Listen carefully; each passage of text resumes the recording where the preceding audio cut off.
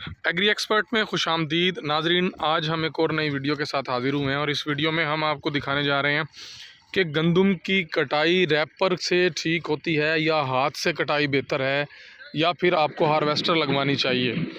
तो ये तीन ऑप्शन होते हैं। जिन लोगों को तूड़ी भूसे की ज़रूरत होती है तो वो लोग तो ज़्यादातर रैपर या फिर हाथ से कटाई करवाते हैं, क्योंकि हार्वेस्टर लगवाने से तूड़ी जो है वो आपकी ज़ाया हो जाती है।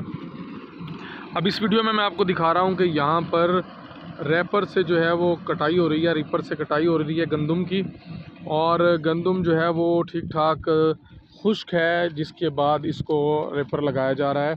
अभी मैं ये आपको गंदम की हालत दिखा देता हूँ। तो ये पोजीशन है गंदम की और दाना भी तकरीबन खुश्क हो चुका है और सिट्टा जो है वो भी अपनी मुकम्मल तैयारी में है। और ये मैं आपको वीडियो दिखा रहा हूँ कि इस टाइम पे आपको गंदम की कटाई रीपर से करवानी चाहिए, जब आपका सिट्टा तोड़ने से आपके हाथ में टूट कर ना आ जाए, थोड़ा सा उसमें जान बाकी हो, तो आप रीपर से कटाई करवाएं। क्योंकि अगर आप बिल्कुल खुश्क करके अपनी गंदम को रीपर से कटाई करवाएंगे तो फिर होगा ये कि आपका दाना और आपका सिट्टा, रैपर की एक धड़क होती है जब वो चलता है, उसकी एक वाइब्रेशन होती है, उससे फील्ड में टूट कर गिरेगा। और जब उसको इकट्ठा करने के लिए लोग बंडल बनाएंगे, गठड़ियाँ बनाएंगे, तो भी दाना आपका खेत में टूट कर ज़ाया होगा। तो इसका एक्सपीरियंस हमने अपने एक प्लाट में किया है, वो बहुत ज़्यादा खुश्क था। तो उसको जब हमने रीपर से कटाई करवाई है तो उसमें हमारा बहुत ज़्यादा गंदम जो है वो ज़ाया हुई है। तो ये तरीक़ाकार जो है रीपर वाला है तो अच्छा बेहतर है, जल्दी हो जाती है और हाथ से काटने वालों की निस्बत इसकी प्राइस भी कम होती है कटाई की।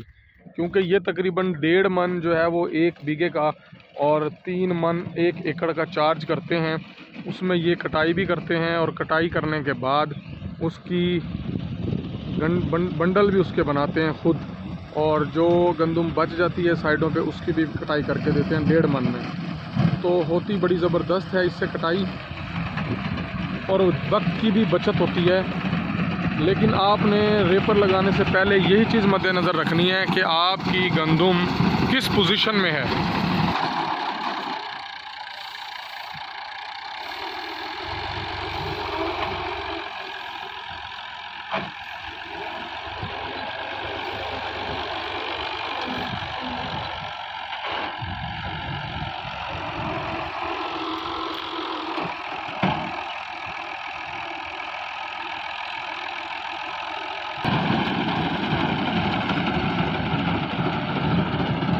तो नाज़रीन, ये तरीका जो है मैंने आपको बताया कि 1.5 मन 1 बीघे का और 3 मन 1 एकड़ का चार्ज करते हैं, जबकि हाथ की कटाई वाले आपसे 2 मन 1 बीघे का और 4 मन 1 एकड़ का लेते हैं।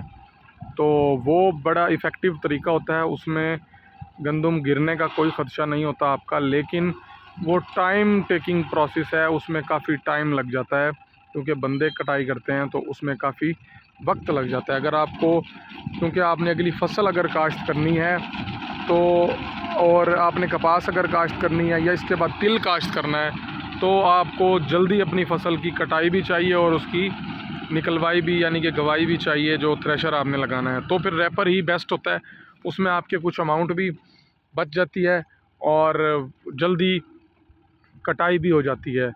अगर आपकी ज़मीन बहुत ज़्यादा क्वांटिटी में है, मुरब्बों में है, और उसके बाद आपको कोई तूड़ी की भी इतनी ख़ास ज़रूरत नहीं है, क्योंकि हार्वेस्टर की कटाई जो है वो माकूल होती है। जितनी अमाउंट में आपकी तूड़ी सेल होती है, तकरीबन उतनी ही अमाउंट आपकी बच जाती है अगर आप हार्वेस्टर से कटाई कराते हैं। तो तकरीबन बराबर बराबर ही जा पड़ता है हिसाब किताब।